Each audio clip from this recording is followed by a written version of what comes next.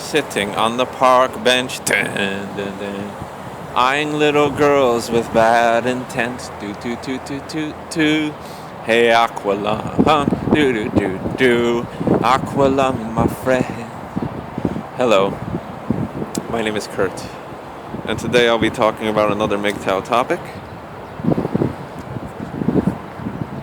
Today, let's talk about love, the big emotion, the big driving force of existence. You know, if you look at the scientific level, the main focus of existence is reproduction. To pass on our genes, to pass on our evolution.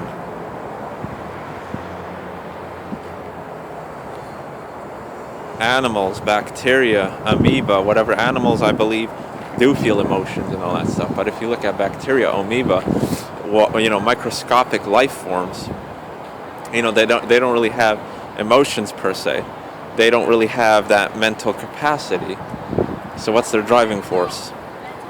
Their driving force is reproduction, passing on, evolution, like I said before. So if you get into this deeply, if you think about it deeply, if you do the scientific research, you will see that love is just another chemical cocktail in the brain, just like anything else in life. Just like cocaine, just like amphetamine. It's another drug.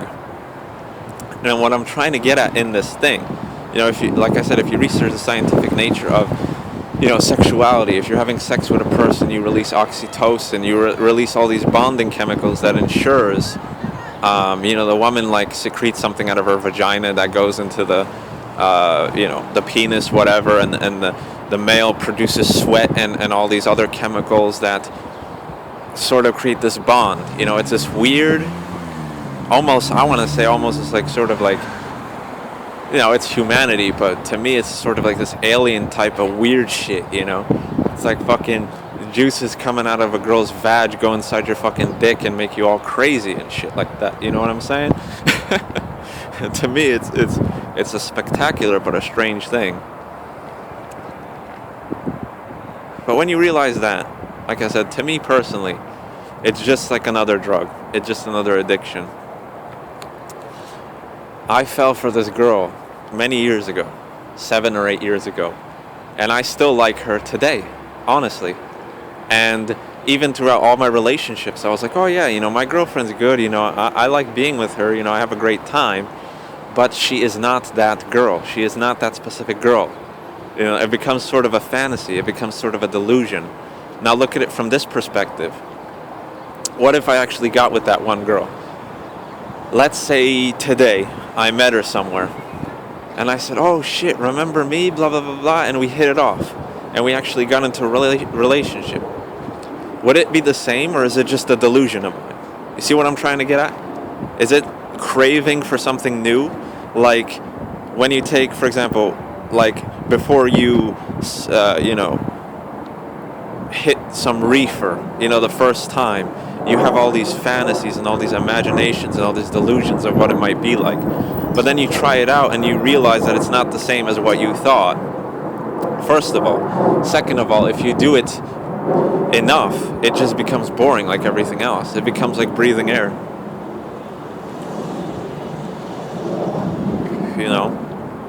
First time you do MDMA, yeah, it's great. Do it 3 more times, it's not so great. It's not as great as the first time. So to me, I came to the conclusion, it's like, what's the point? That's when it sort of sparked my MGTOW sort of thing. It's like, fuck it. If I can't have that, if it's just a delusion of mine, why even bother? Because then it would be disappointing. You see, there's this, everybody has to have their delusions and their fantasies. It's a human thing. It's a human coping mechanism. It's like, oh, maybe if I was with that girl, things would be different and it would be great and we would be together forever, blah, blah, blah, blah. Everybody needs their delusions. But like I said, if it actually happened, would it be like that? Would it be all that I thought it was? Or would it be another disappointment? And what happens when that disappointment hits? You're finally with that girl you've been freaking fantasizing for all these years, and you realize that it's pretty shitty because the high kind of runs out.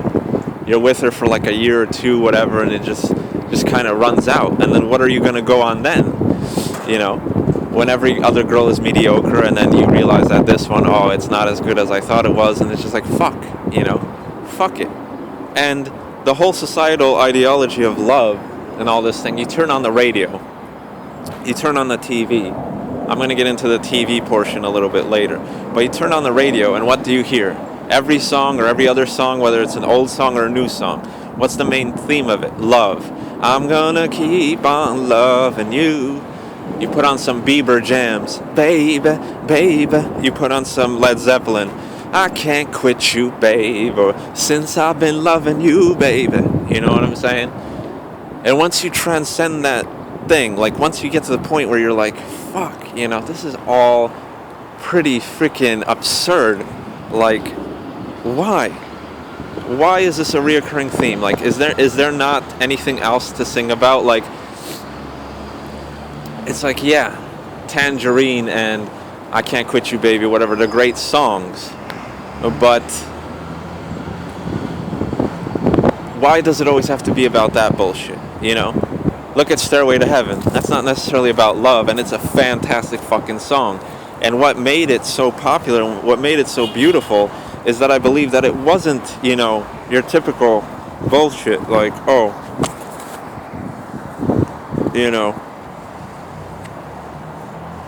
what if Stairway to Heaven was some kind of lovey-dovey thing? Yeah, it would be big, but it wouldn't be the same thing. It wouldn't be as mystical. It wouldn't be as cool. And you see, this is what I try to do with my music personally. I try to branch out and break free from those particular shackles, you know. I try to delve into the deeper, darker side of human emotions and just stuff like that. You know, I rather sing about making a pact with the devil than sing about, you know, a broken, aching heart or whatever, you know, even though I do that, you know. I believe that everybody has those feelings, but what I'm trying to get at is if you realize all these things, you watch TV. I don't watch TV too often, but if you look at any commercial, you know, Budweiser, beer commercials, you have girls running around in bikinis, or Corona, you know, you have a guy sitting on the beach full of women around him and all this stuff. It's all driven by sex, it's all driven by love. What they're doing is they're delving into the deep psychological instinct of ours to sort of sell us these products. You know, you look at a perfume commercial, Chanel, you have Brad Pitt strolling on a beach, and then all out of nowhere this girl comes, you know, beautiful woman comes up to him and starts sniffing him and whatever, and it's like, Chanel, be the man, you know, all the women want, and all this stuff. It's very subliminal. Not a lot of people see that because they're used to it. They're like, oh yeah, all perfume commercials are like that, and all beer commercials are like that. But why are they like that? That's what I'm trying to get at. See what I'm saying? So when you get to the stage of like just sort of, I want to say surrender, it allows a rebirth to occur.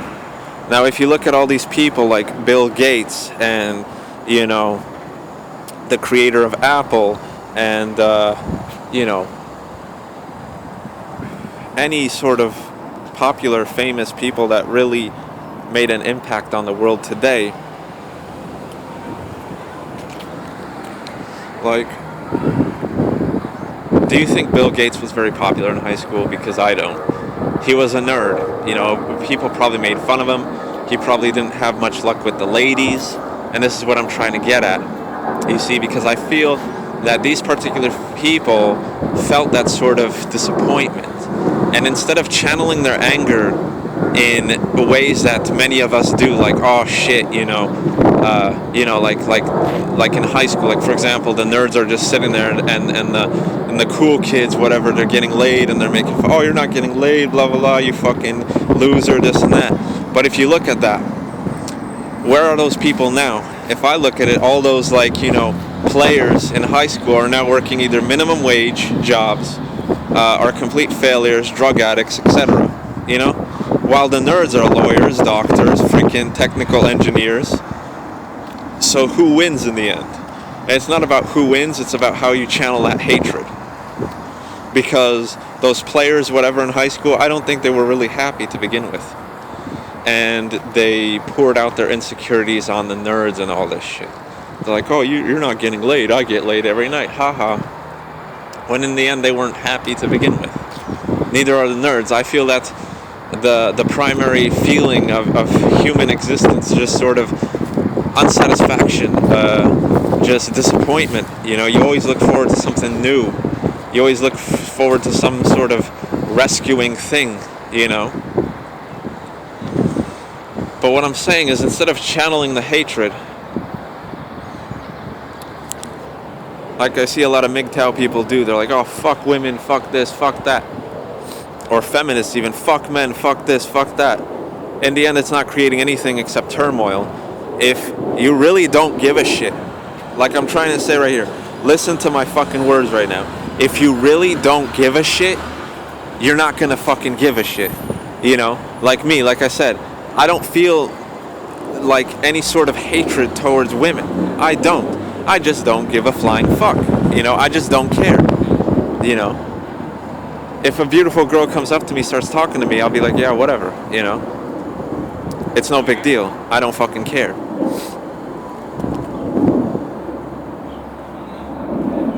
Whereas it requires that thing. It requires that sort of surrender, like I said, to create sort of a rebirth. So instead of channeling that hatred, if MGTOWs and feminists channeled that hatred, like instead of feminists were like, oh, you know, I care about women. If you care about women, then fucking do something. Do something fucking productive. Become the female version of Albert Einstein. I don't see that shit happening. I don't fucking see that shit happening. I don't. All I see is a bunch of freaking feminists fighting all this bullshit for no reason, accomplishing nothing. You know?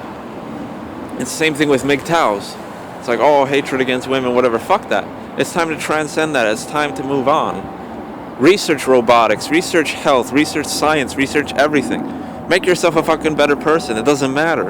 Especially if you're a loner. None of this shit matters. You know? If I have the chance to research robotics, whatever, I'm going to try to figure out a way of creating cyborgs and breaking the shackles of mortality, making progress in the health field and all this shit. You see what I mean? This is what this allows you to do. Instead of channeling your hatred and saying, oh, fucking this, you're just wasting your time. Channel your hatred into something else. It's like, I hate fucking society. I hate humanity. I'm a misanthrope.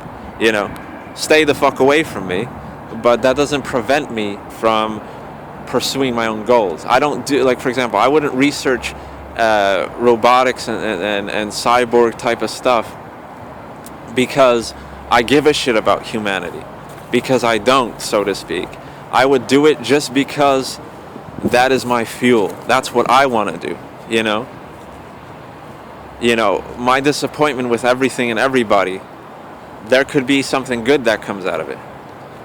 It's like, for example, I create this device that destroys mortality and people become immortal. Wouldn't that be a sort of a self-defeating thing? It's like, as a misanthrope, it's like, oh, you know, fuck humanity, destroy humanity, you know, stay away from me, right? Oh, but on the other hand, you know, like I said, that could be fuel for something good. And in my opinion, it's like Bill Gates and all this shit. You think he really gives a shit about all the women and all the stuff that came with the fame? Not necessarily. I feel that there's always this disappointment. It's like, yeah, he was a nerdy kid, whatever, nobody liked him. Then he becomes a millionaire, billionaire, whatever, richest man ever. And, you know, he's just living it. I don't think he's necessarily happy, but I don't think anybody's happy. But at least he's living a better lifestyle, you know? You know, at least he's living his life. At least he's enjoying his life to full potential, you know? So like I said, instead of channeling hatred into nothing, channel it into something productive. You know, this is why I believe Nirvana became so popular, because they came out of nowhere and started making these songs. You know, it was sort of a 80s, you know, sort of lovey-dovey power love ballad phase, and then Nirvana comes out of nowhere and starts singing about all this angst and melancholy and hatred and all this stuff. And I believe that's what contributed to their popularity, because people are fucking tired of listening to the same goddamn love songs. You know, what made Nirvana love song, so to speak, so cool is that it was a twisted sort of love, you know. My heart is broke, I have some glue, help me inhale and mend it with you. You know, it's not your typical, oh, my heart's broken and I need you, baby. No, it's like, fuck it, my heart's broken, let's fucking snort some glue and fuck everything else, you know what I mean? So, that's what I'm trying to get at, is once you reach that point where it's just like, you know, it's just another human emotion everything and everybody's playing on, you break free from that shit. It doesn't, you don't fall into the same trap that everybody else does, because there's plenty of guys that, you know, they watch some kind of commercial or they watch some kind of thing and they're like, oh, maybe if I buy that perfume, you know, women will like me more, or this and that. And it's just, to me, it's fucking stupid. But, you know, it is what it is. So that's my whole ramble about love. Just an emotion, just another high, just another addiction like any other. Once you experience it once, every other time is fucking lame. So move on to something else. And that, I believe, is the human condition. Peace out, everybody. Hope this helped a little bit.